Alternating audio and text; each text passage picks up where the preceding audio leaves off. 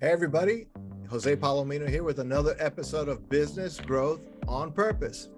And our guest today is David Crysler, who is a specialist, especially in the manufacturing world, on continuous improvement and quality. And we're going to talk to him about how to apply some key principles, especially in the small to mid market. So if you're an owner, leader, or you're part of a leadership team on a smaller manufacturer, so you're not a Caterpillar or a John Deere, and I'm sure you could help them too, but he's going to bring some particular insights that I think are very useful when you have to figure things out with more limited resources, limited time, being scrunched by supply chain issues and labor shortages, all of that and more as David joins our show. Well, welcome, David, to Business Growth on Purpose. Yeah, thanks so much for having me. I'm excited to have this conversation with you. Yeah, absolutely. So, David, just for our audience, a little context, what do you do and who do you do it for? Yeah, thanks so much. So I own an operations consulting business working with leaders in the manufacturing space, small to medium-sized businesses, really all about creating systems within their business to help them impact profitability and improve their culture. Wow. Okay. So all things like operational excellence, right? So things like continuous improvement, quality things as well. Yeah. Yep. Absolutely. So kind of all encompassing and really put it behind kind of the systems perspective, because to me, when we talk about business systems, I like to break that down a little bit further into the planning, people, process, and technology. You hear a lot of people talking about kind of the latter three. And I really like to lead with planning because to me, that's where it all starts. The rest of them kind of follow. Right. Well, I'm with you. So like definitely on the same page there.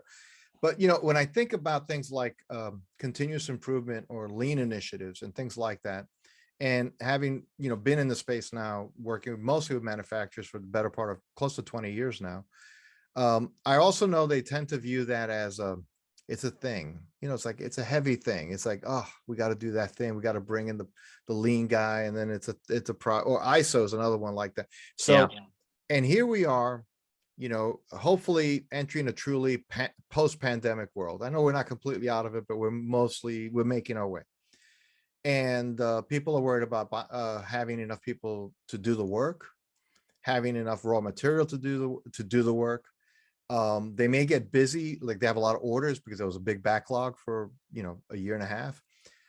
And so they might be listening and say, that stuff is for later when I have to get past all this stuff. So my question to you, there's a question in that, David, is continuous improvement, quality initiatives, things like that, are they relevant now when people are struggling to find labor and materials to even do the work? Or should they really just be putting it like on the shelf for now until I get through this crisis? Yeah, it's a great question. I mean, as you look at it, everybody's always busy, right? Pre-pandemic, people were busy. It's easy to look at continuous improvement, quality initiatives, kind of all of those encompassing things and say, I'll get to it when I've got time. But the reality is that today, more so than ever, I would argue that we need to be looking at these initiatives because they bring people together. You hear a lot about the Great Resignation and how many different opportunities people to find new careers and moving from one business to the next. And a lot of that, from my standpoint, centers around the people aspect, right? So when I talk planning, people, right? People's the second one.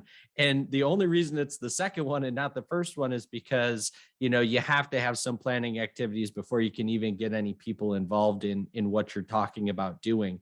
So, the continuous improvement initiative for me is really about your ability to attract and retain top talent. When you've got a tremendous culture, a culture of inclusion, a culture of empowerment, not only does your job get easier from a leadership standpoint, but the people feel so much better about what's happening internally that it takes that stressor of not having the raw material or dealing with other supply chain issues, maybe not having a fully built out team and you're missing one or two key people from that.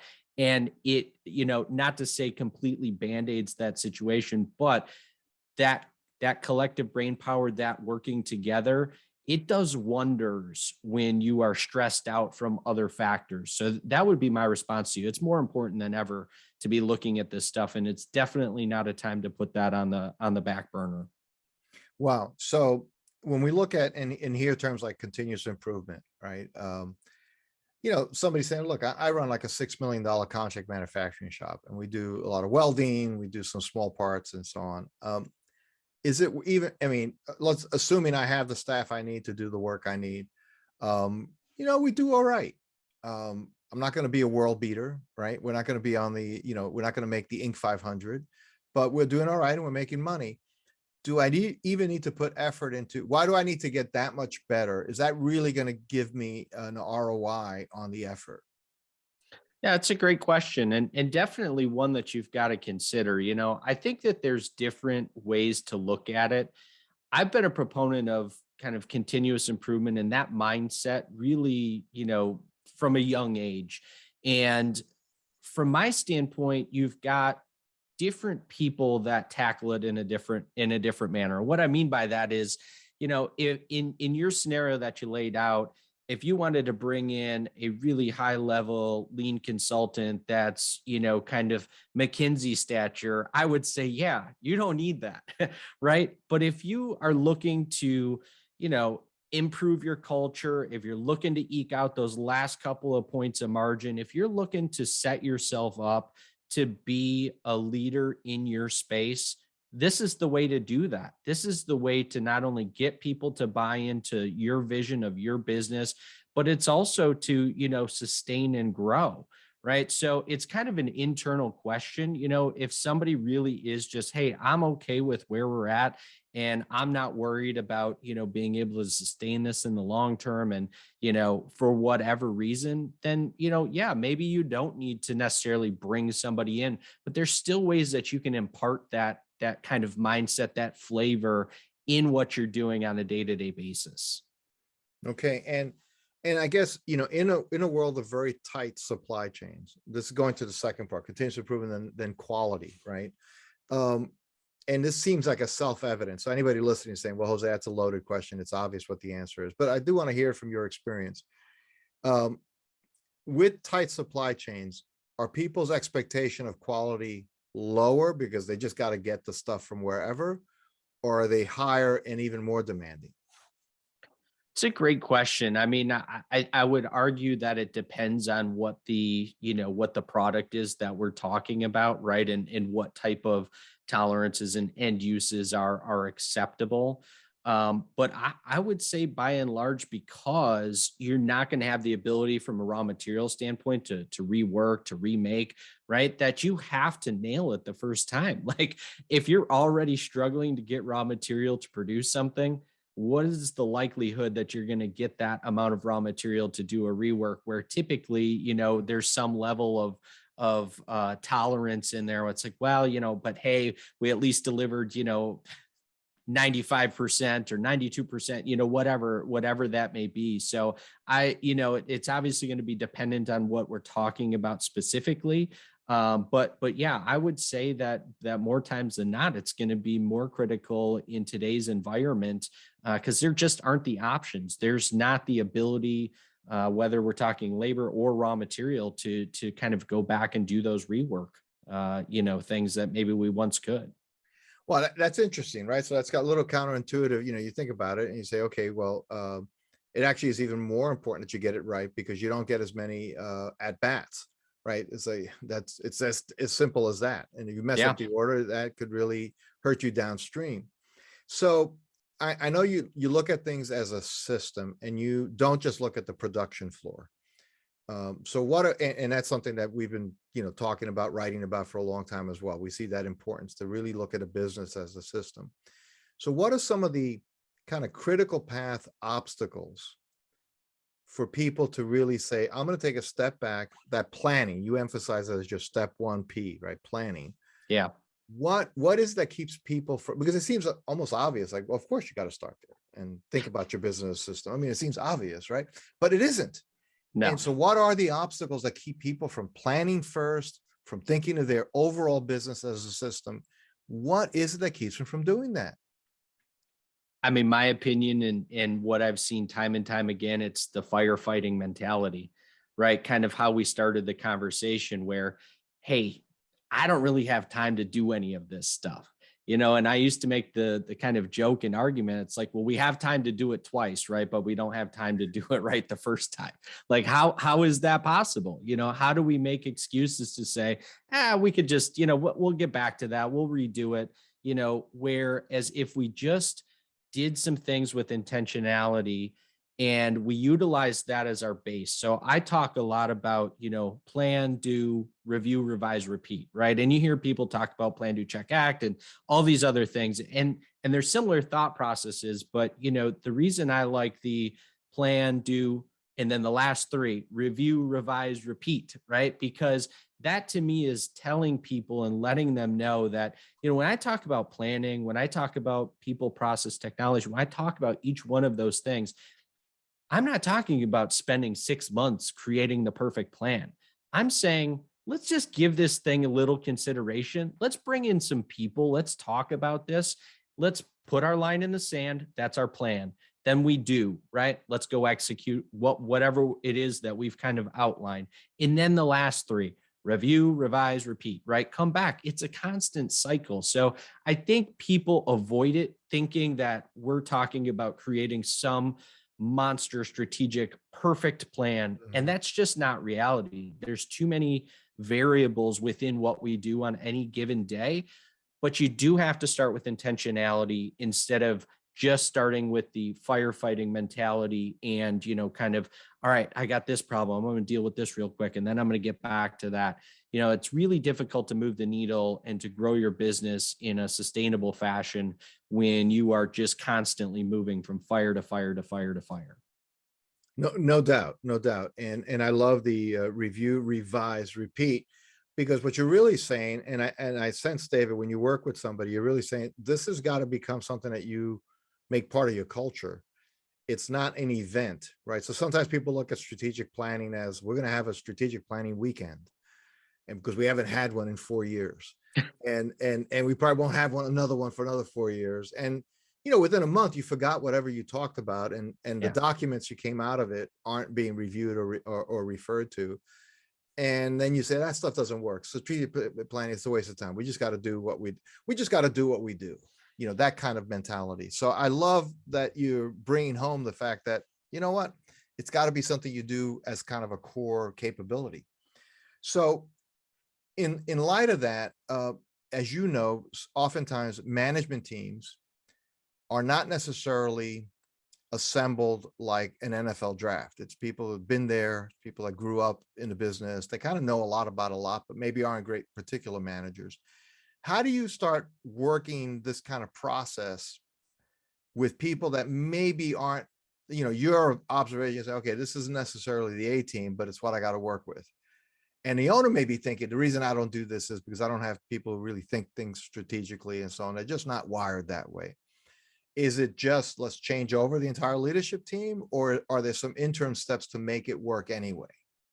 Yeah, I mean, you have to start with kind of where you're at, what you have, right? And that's not to say that that team ultimately isn't the right team, but in my opinion, you have to give everybody the benefit of the doubt. It's like, how can you hold somebody accountable when you never gave them the tools to be successful to begin with?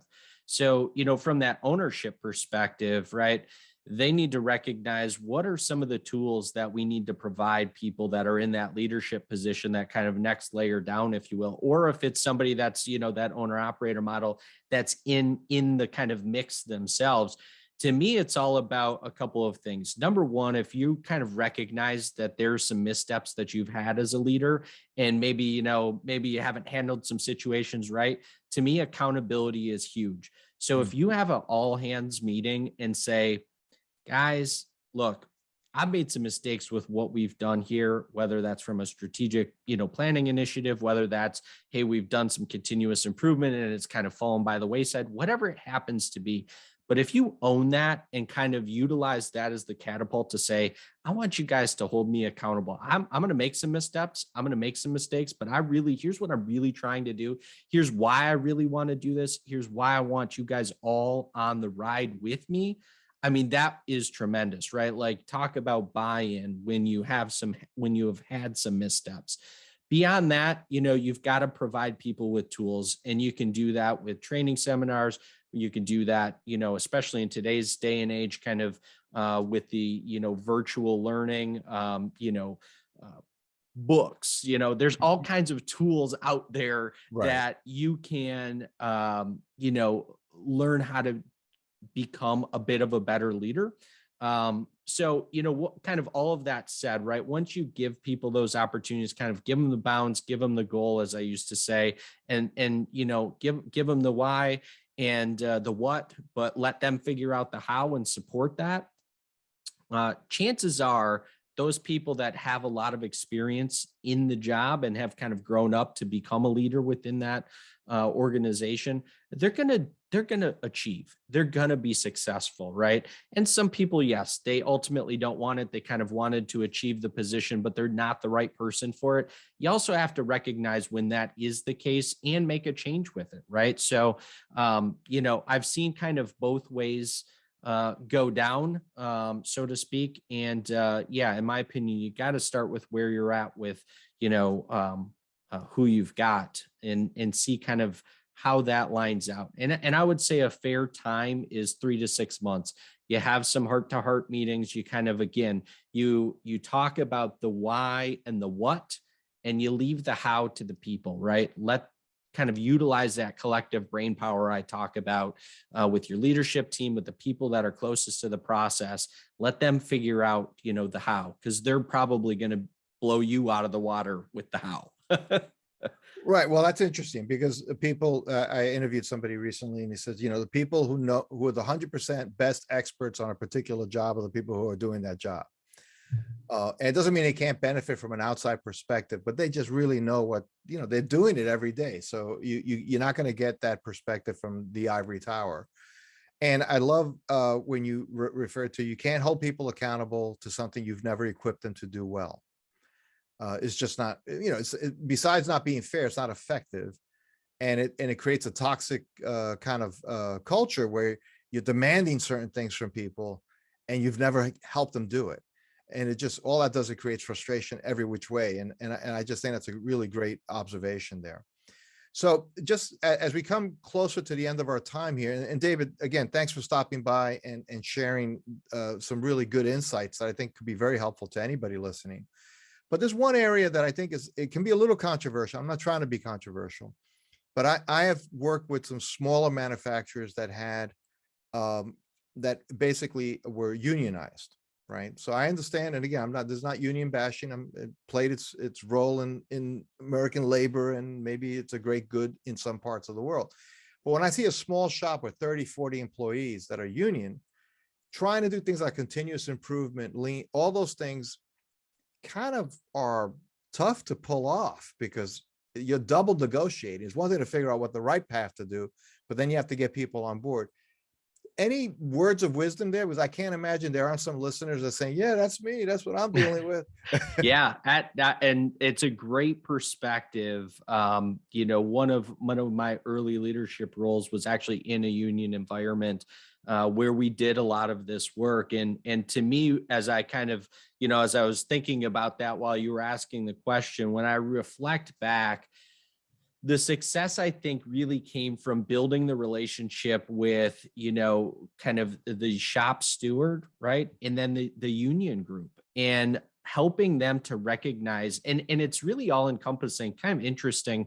And I know we're winding on time, so I don't want to get too deep into it, but, when you talk about going through and doing contract negotiations in that environment, And they get a peek at the financials, they get a peek at the performance, and you tie that back to the things that you're trying to do from that kind of continuous improvement mindset and getting the shop steward in. And then obviously you've got, a smaller team of negotiating folks from the shop floor. I think when you kind of utilize all of that to your advantage and you foster that relationship and really try to lay out again the what, the why, leave the how. I think when you do that, you could be successful in a union environment. I mean, again, I can speak from my experience personally. We were successful in a pretty significantly sized union shop. So it's definitely doable. Foster those relationships. Make sure you share the why, the what over and over and over again, because those two things can move the needle for people. Why we're doing what we're trying to accomplish. And then also going back to your original advice, showing them or sharing with them trust that they can help you figure out the how. Yeah. You have to engage the people that are closest to the process. And just one last point on that, I'm a huge proponent of engaging people directly following that process as well, because they're really good at asking those why questions, because it's like their genuine curiosity. And again, as long as you present it in the manner of saying, we are really trying to bring this together, here's why, here's what, I've seen it move mountains. It's amazing. So it's a lot of fun to see. Wow, well, that's exciting. Well, David Crysler, thank you for stopping by Business Growth on Purpose. If somebody wanted to know more about you, your work, how to contact you, where should they go? Yeah, you can find me on LinkedIn just by searching my name, David Crysler, or you can find me on our website, which is just thechryslerclub.com. So, Jose, thanks so much for inviting me on today. It was a great show and really, really enjoyed our conversation. Well, likewise, appreciate it. Thank you, David. Thanks. Thanks for listening to another episode of Business Growth on Purpose. If you like the show, hit subscribe and leave us a review to help other people find the podcast. And if you're ready to take the next step in driving intentional growth for your business, come check out what we're doing at valueprop.com. We've developed industry-leading programs and systems to help B2B owners take control of their growth. Until then, thanks for listening to another episode of Business Growth on Purpose.